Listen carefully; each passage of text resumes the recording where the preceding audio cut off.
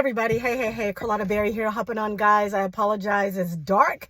The dark has caught me. I just finished getting a good workout in. And guys, when I tell you it felt so good to get out here, I was listening to a popular podcast on yesterday, and me, along with thousands of others, were listening to this exercise physiologist. She has a PhD in the area, and she was talking about exercise, guys. And she was talking about how, for those who grew up in the 80s and the 90s, doing all the exercising, what do you call it? The aerobic exercise classes and, running for long periods of time and lifting a lot of heavy weights and trying to keep up with the men. She was breaking it down, guys. And what she was talking about, my ears were totally perked up because I was in that number. I've been a runner all my life. Many of you all know this. From far back as I can remember, I love to run. And as soon as I was able to run cross country, I was running cross country, and I ran varsity all my life. So I've always been a distant runner, and I really took pride in being able to run long distances. I've completed one full marathon, a few half marathons, and several 10Ks and 5Ks, guys. And I've just always loved the sport of running long distance. And guys, as I began to get older, I realized that it wasn't working for me anymore. And it kind of happened organically because I had a issue with my knee. And I went to see an orthopedic physician, and they checked my knee out, and they said I was all clear, told me to do some exercises. And then I went back and they said, you can go ahead and start running again. Well, guys, when I started running again, and all that time I was not allowed to run, I miss running so much. And I was almost like slightly depressed because I just thought I wasn't going to be able to run anymore. Well, when they gave me the go-ahead and I got the green light and I began to run, I realized that I kind of lost my taste for it a little bit, because what I discovered is when I walked, it seemed to give me more of what I was looking for. It would alleviate my stress more. And then I got some information about running for women over 50. It may be the same for men, but for women over 50, that running really wasn't the best thing because it increases your cortisol, which is that stress hormone that can add fat on your belly, and you can get that visceral fat in your liver and all of that stuff, right? And so I have been walking. Well, guys, I tell you, not in a million years would I had thought that I would really adapt to walking, guys, but I've gotten to a point to where I'm really enjoying it. But back to the podcast I was listening to on last night, and the lady was talking about, the doctor, she was talking about the benefits of walking. I believe she said for about a minute, 2 minutes, it may be a little over a minute, and then sprinting as hard as you can for 30 seconds. Run for 30 seconds as hard as you can, and then walk for about a minute. And give or take, I may be a little off with my time when it comes to walking. But guys, I did that, I did it 5 times. And when I tell you, it just gave me a burst of energy. It felt great. So I'm getting a little bit of both worlds. I am running and I am walking. I am sprinting and then I am walking, guys.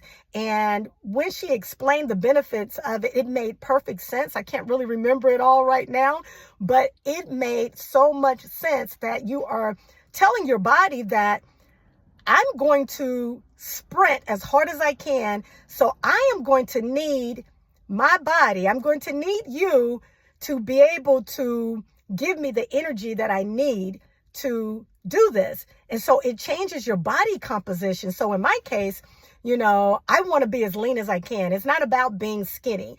I've been little all my life, but I don't want to be skinny fat. I want to be lean. And she talked about that, and she talked about the benefits of exercising in this way. She talked about women that are 40, 50 years old and older, how it benefits lifting heavy weights.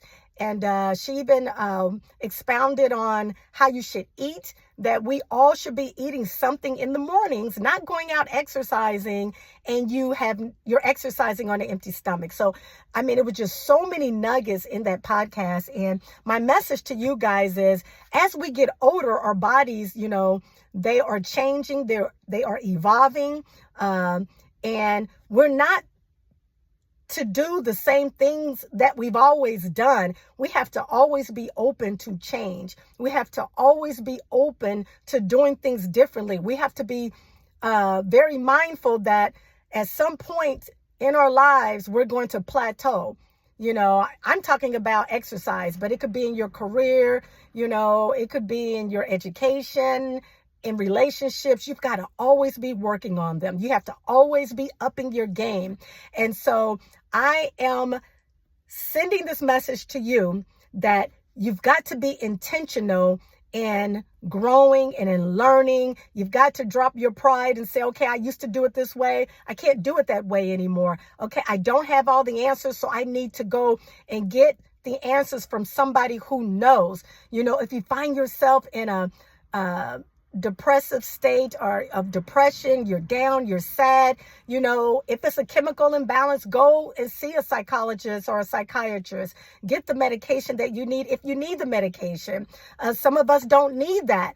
All we need is, or part of what we might need, is just to change up our routine, to get outside and get some exercise, to follow through on something that you said you were going to do. Follow through from the beginning to the end, Stop eating all that processed food. Stop eating all that junk. Eat real food. Eat fruits. Eat vegetables. Get your sleep. Drink your water. Take your vitamins. Pull away from those trashy reality shows. Feed your mind. Feed your brain. Change the group of people that you're around. Read books. Learn new things, guys. I tell you, in this life, you're either going to win or you're going to lose. You are either going to win or you're going to lose. And I'm talking about right now in the natural, meaning that it is up to you to do those things in the natural that are going to help you be the best version of yourself. Of course, I am a person that is always talking about the spiritual side and staying close to the Father and studying your word and praying and, and practicing the fruit of the Spirit. All of that, I'm all about that. But God is saying to you that this is a partnership. I'm not going to do it all. You have free will. And so I'm giving you free will to go out there and get it and go get the knowledge. And you've got to push through. You've got to step outside of your comfort zone. You've got to switch it up. You've got to look in the mirror and say, what I'm doing is not working anymore. So I'm going to have to do something different. And so I just finished running my intervals, my 30-second sprints, and then I walked, and then I did it again. I did it 5 times, guys, and I almost got like 4 miles in because I did some walking before that, and I feel wonderful. I feel wonderful. So here I am, being a long-distance runner most of my life. I can proudly say that I've thrown those marathon shoes away because I'm all about getting better and getting stronger. And I want to live the longest life that I can if God agrees to allow me to do so. So guys, this is a partnership. Do what it is that you need to do to get better. Push yourself, okay? And some days it's going to be hard, but you've got to be an advocate for yourself. Do not give up. Keep pushing. Do what it is that you need to do to live your best life. All righty, guys. Until next time, Carlotta Berry will see you later. Always know that God is real. He loves you. He's rooting on each and every last one of us to win. All righty. Until next time, I'll see you later. Bye-bye. Have peace. Bye-bye.